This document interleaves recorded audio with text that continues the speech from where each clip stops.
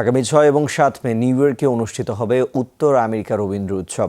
যুক্তরাষ্ট্রের রবীন্দ্র সম্মিলন পরিষদের এই আয়োজনে সহযোগী বাংলা ওয়ার্ল্ড ওয়াইড এবং cultural association of Bengal. New ইয়র্কে এই উৎসবের উদ্বোধন করবেন স্বাধীনতা পদকপ্রাপ্ত রবীন্দ্র সঙ্গীত শিল্পী ডক্টর রেজওয়ানা চৌধুরী বন্যা।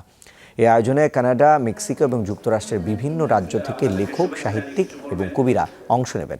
জ্যামাইকা পারফর্মিং আর্ট সেন্টারে এই আয়োজনের প্রধান অতিথি থাকবেন কলম্বিয়া বিশ্ববিদ্যালয়ের অধ্যাপক ডক্টর গায়ত্রী চক্রবর্তী। যুক্তরাষ্ট্র বাংলাদেশের রাষ্ট্রদূত মোহাম্মদ ইমরান, মেক্সিকোর রাষ্ট্রদূত আবেদা ইসলাম সহ বাংলাদেশ ও ভারতের কূটনৈতিকরাও অংশ নেবেন এতে।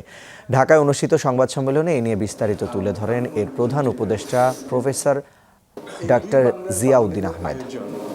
এতে আয়োজক সংগঠন, অংশগ্রহণকারী বিভিন্ন ব্যক্তি ও সংগঠন, শিল্পী, সাহিত্যিক, কলাকুশলী, দুই দেশের বাঙালি।